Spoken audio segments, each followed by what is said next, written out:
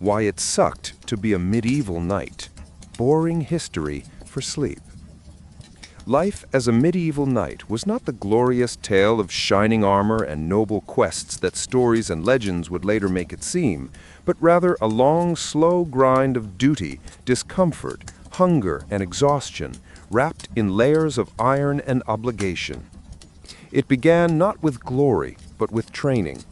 From a young age, a boy born into a knightly family or taken under the care of one would begin his life as a page, serving a lord, learning manners, horsemanship, weapon care, and the endless routines of obedience and discipline.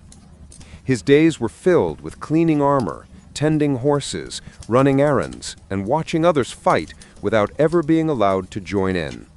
He slept on straw, ate what was left after his superiors, and learned early that life in service was one of hierarchy and humility. When he was older, he became a squire. His tasks expanded to polishing weapons, repairing mail, fetching water, helping his master mount and dismount, dressing wounds, and holding torches late into the night during training or battle. There was little rest. The work was constant and unending. The glamour of knighthood was only a dream at this point, and by the time he earned it, if he ever did, he would already be worn by years of fatigue, bruises, and scars. Knighthood itself brought status, but not ease. The armor that looked so magnificent was unbearably heavy. Chainmail alone could weigh as much as 50 pounds, and full plate even more. The heat under the metal was suffocating, the movement restricted, every step measured and effortful. Riding in armor strained muscles and blistered skin. The padding beneath was thick and itchy, soaked with sweat and grime and rarely washed.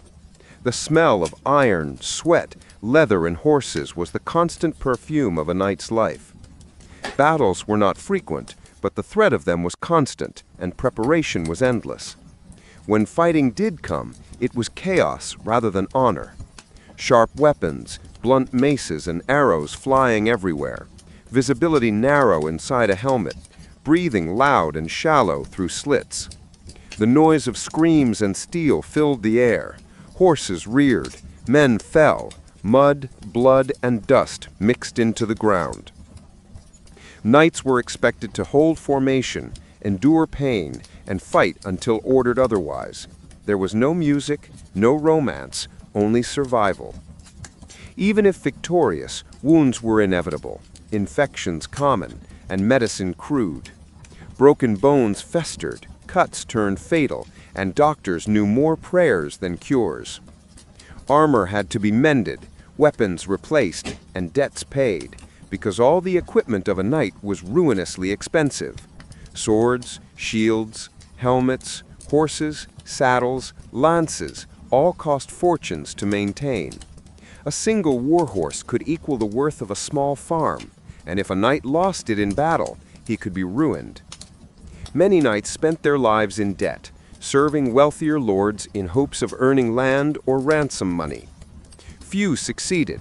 Most became permanent retainers, living off uncertain rewards, bound by oath and poverty. Life between wars was no easier.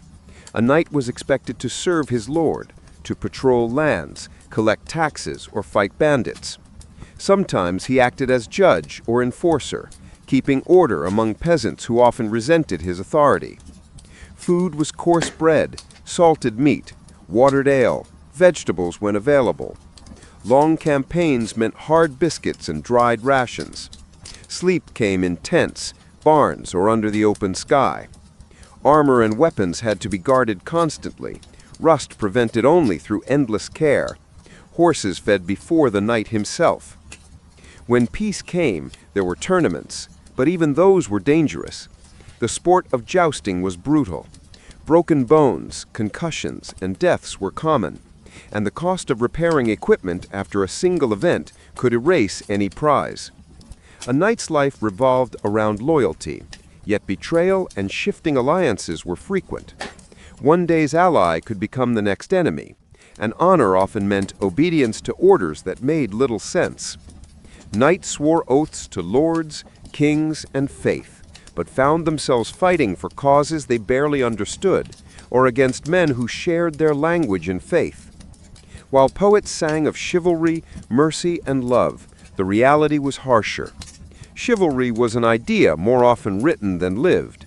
Most knights were men of violence, raised for war, hardened by it, and surviving through it.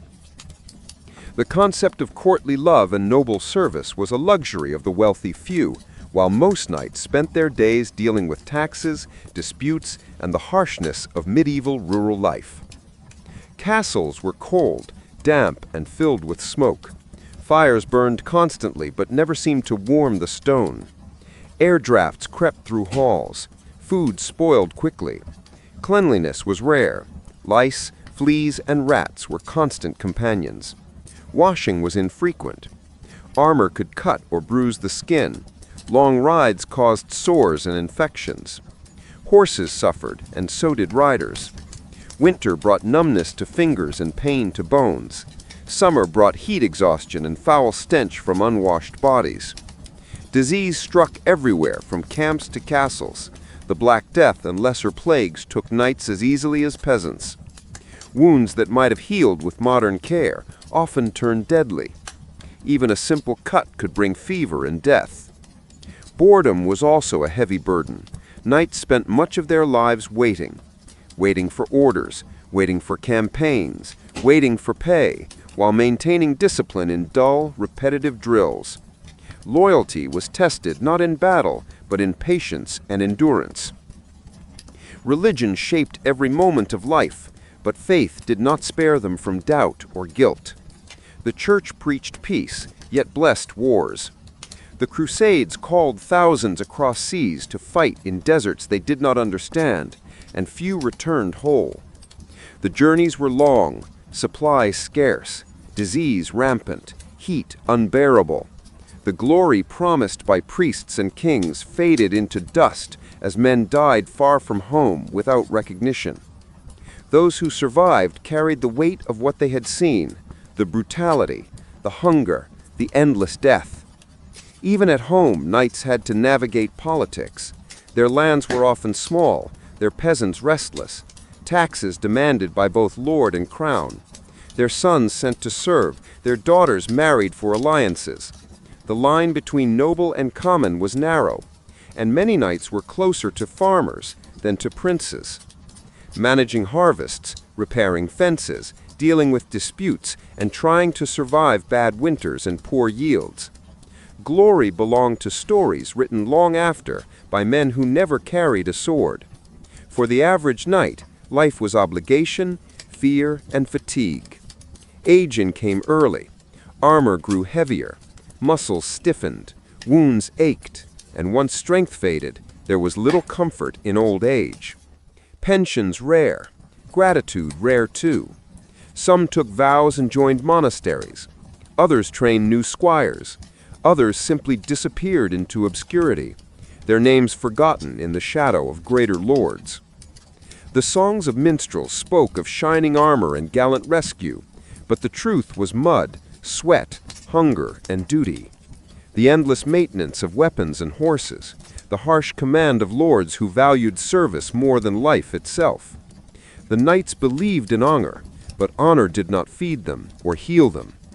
They followed banners because it was the only life they knew, and because turning away meant shame, exile, or execution.